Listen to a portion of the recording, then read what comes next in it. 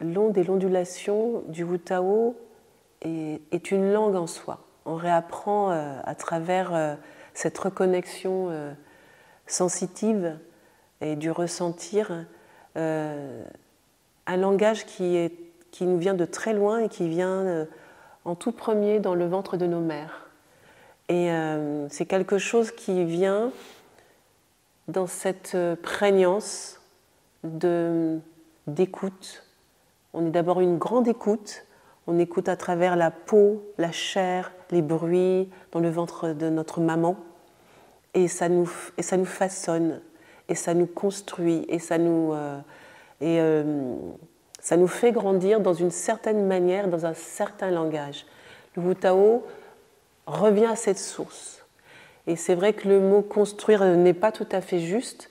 Ça serait plutôt nous faire résonner, nous déployer aussi dans cet espace.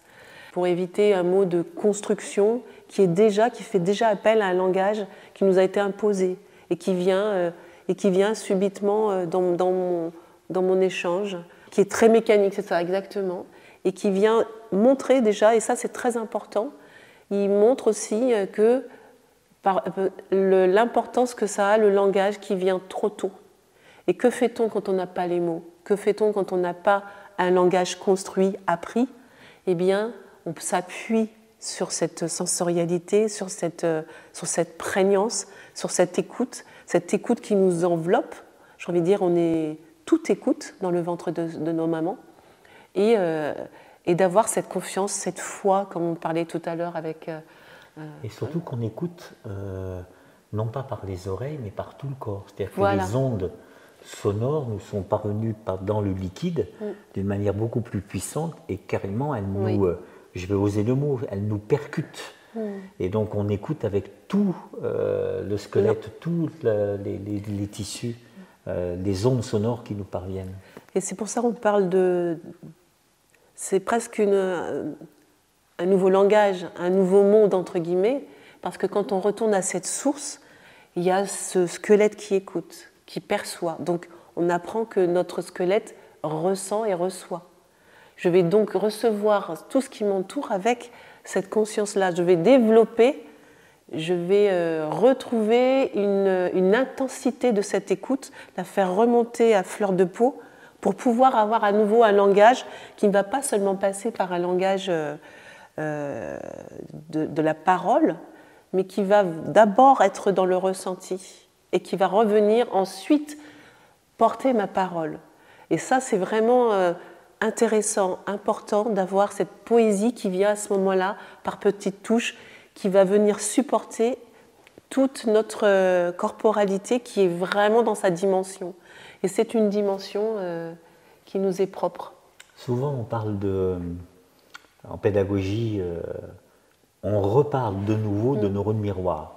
Pendant un moment, on a complètement enlevé cette idée-là en disant qu'il ne fallait pas montrer l'apprentissage, mais faire en sorte de mettre les circonstances pour que la personne développe un geste approprié pour rester dans les arts corporels. Et on revient aujourd'hui dans l'importance des neurones miroirs. Donc en fin de compte, le mammifère, donc l'humain aussi, apprend par l'observation. Mais ce qu'on rajoute là, et ce dont Immanuel parle, c'est que les neurones miroirs, c'est une imprégnation par le visuel. Mais avant, il y a, je ne sais pas comment on pourrait appeler ça, les neurones d'écoute. Et donc les neurones d'écoute, ils sont quand on pose les mains. Ils sont dans l'observation et l'écoute de ma sensation, de ce qui se passe à l'intérieur ou ce qui ne se passe pas. Et il faut aller jusqu'au ventre et jusqu'au déploiement de l'embryogenèse. Il y a une théorie qui est très belle et poétiquement elle est intéressante, c'est de Tomatis qui a développé donc toute une méthode sur le son et l'écoute du son où il dit que les spectres des sons qu'on n'entend pas sont compensés par une écoute musicale particulière et que ça nous guérit, on va le dire comme ça. Et il avance l'idée aussi que l'embryon, quand il se développe, il est en fin de compte dans un développement d'écoute de sonar. Et donc il envoie quelque chose et par résonance, les organes de la mère lui sont renvoyés. C'est comme ça qu'il développe ses propres organes. Et que donc l'embryon est d'abord une écoute.